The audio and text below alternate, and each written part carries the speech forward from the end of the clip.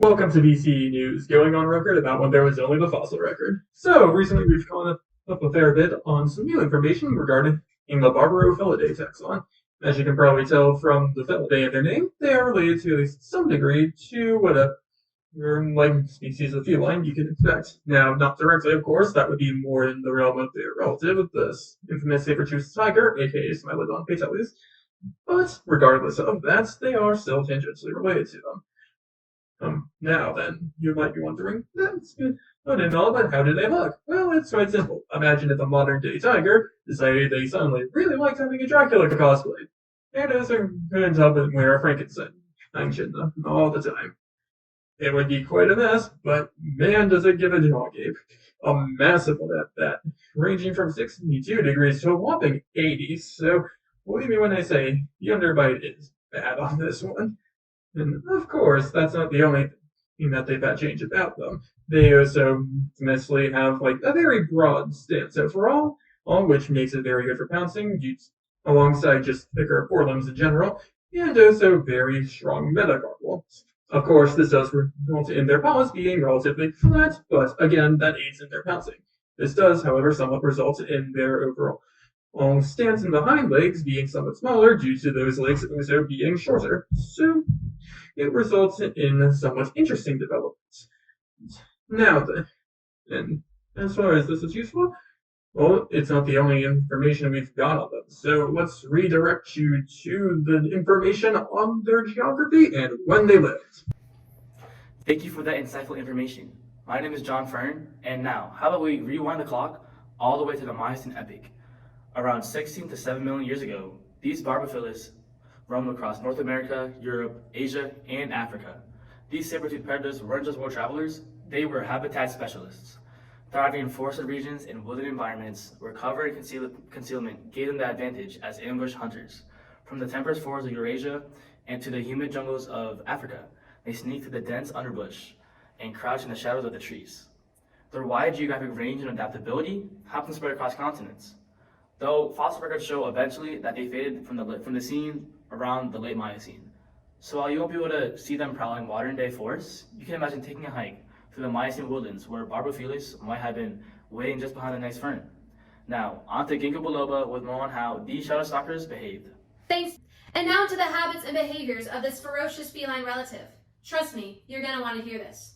Barbourofelidae was known for being an ambush predator, hunting at dawn or dusk. So your iPad kid isn't the only thing that's staying up late at night, because this baby is nocturnal. Waiting in the shadows or brush of a nearby deciduous forest, Barbourofelidae uses its short hind legs, robust forearms, and flat feet to shock and capture its prey, as this animal relies more on strength rather than speed.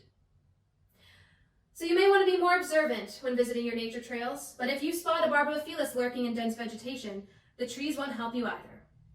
Morphological analysis suggests Barbourofelidae was scansorial, meaning it had some climbing ability, though not exclusively arboreal. And once in range of the Barbourofelidae, there is no escape.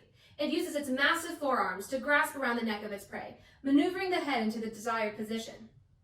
After that, it usually lands a striking blow into the back of the head, sinking its large carnassial teeth deep into a sensitive spot with a lot of blood vessels.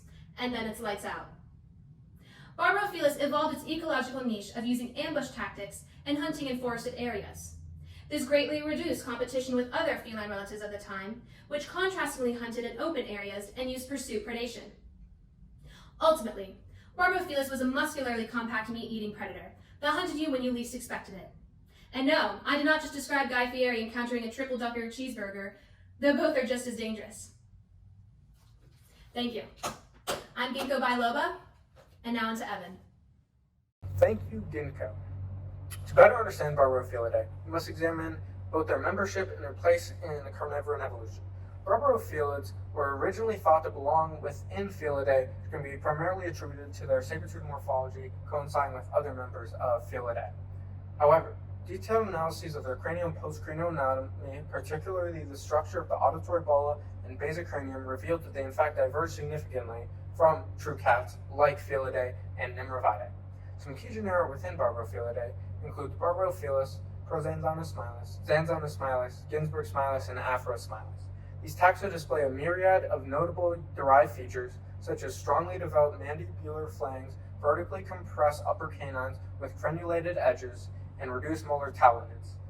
Importantly, these traits all evolved independently of those in Felidae and Nimrovidae, which illustrates a case of convergent evolution. Nimrovids tend to show more primitive skeletal features and a single-chambered auditory bulla, whereas Barbourofelidae have a more advanced ossification of the bulla and a unique placement of cranial foramina, which suggests a separate evolutionary pathway.